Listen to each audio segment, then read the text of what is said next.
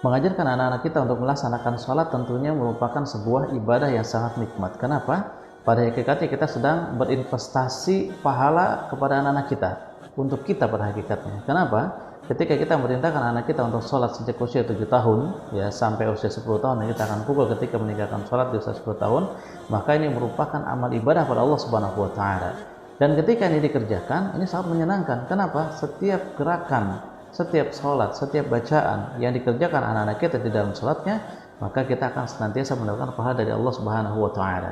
Tapi terkadang kita mendapatkan kekecewaan ketika sudah mengajarkan anak-anak kita untuk melaksanakan sholat sejak usia 7 tahun, bahkan kurang dari itu sudah kita biasakan, belum kita perintahkan tapi kita sudah biasakan untuk mengerjakan sholat sejak usia kurang dari 7 tahun.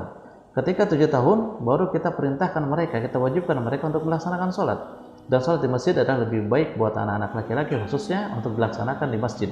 Tapi ketika usia 10 tahun anak kita terkadang masih suka meninggalkan sholat, maka menjadi sebuah renungan kepada para abah dan umat sekalian, mungkin ada yang kurang.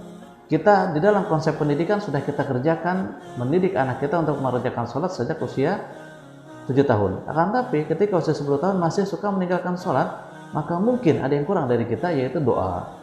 Sebagaimana kita dianjurkan oleh Allah Subhanahu wa taala, oleh Nabi sallallahu alaihi wasallam, doa yang kita diminta agar kita dijadikan orang-orang senantiasa mengerjakan salat. Rabbij'alni muqimas shalah wa min dzurriyyati.